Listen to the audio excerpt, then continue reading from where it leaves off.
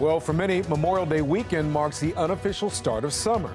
And here in Baltimore, it also marks the start of a youth curfew across the city. Starting tonight, teenagers 16 and under must be off the streets by 11 p.m. Teens under 14, they must be home by 9.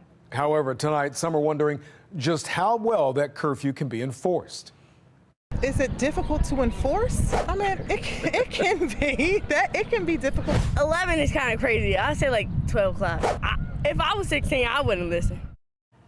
Well, good evening. Thank you for joining us. I'm Kai Jackson. And I'm Maxine Stryker. The curfew comes as Fox 45 continues to hear from residents who say they're growing frustrated with the rise in crime as the weather heats up. From juvenile crime to illegal dirt bikes, residents say police and the mayor aren't doing enough to maintain what they'd say was a feeling of safety. We have team coverage tonight, starting with Fox 45's Jeff Abel. He joins us live from Fells Point with more on the concerns surrounding the youth curfew as school lets out for the summer. Jeff.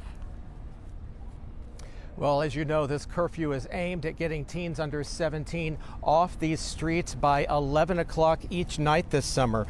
But the city's curfew enforcement plan appears to be far more about engagement than enforcement.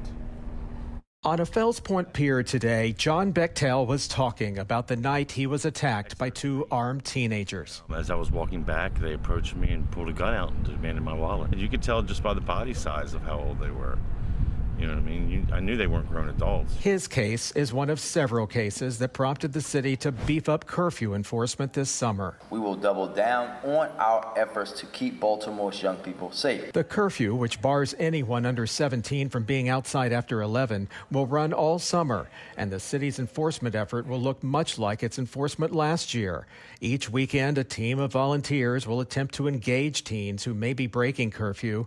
A curfew center will be open in Cherry Hill to give teens a place to go. But critics have long questioned its value. Anyone that volunteers is going to be putting themselves in harm's way. What amount of training are you going to be able to give these people in such a short period of time that you think they're going to be effective? In fact, last summer, a van carrying a team of volunteers was attacked by the very teens they were supposed to be engaging. And the curfew center, which was stocked with food and activities for teens, saw no one come through the door all summer. It's not just about actual curfew violations. It's about the number of engagements with those young people. Yeah, that doesn't work. They don't listen.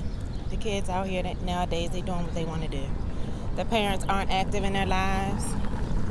I blame social media. If I was 16, I wouldn't listen. At Fells Point today, this 18-year-old predicted the 11 p.m. curfew will yield few results. Gotta be free a little bit. 11 o'clock is kind of crazy. These kids now, they're out running around at 12 o'clock at night, 11 o'clock at night, and the parents don't seem to think that that's a problem. Well, that's why we have the crime that we have. But curfew or no curfew, John Bechtel has learned a very dangerous lesson. I don't walk alone. If there's not 3 of us or more, I don't go out. Well, the city has also formed a rapid response team which vows to respond to any problem at any time this summer. We're live in Fells Point tonight. Jeff Abel, Fox 45 News.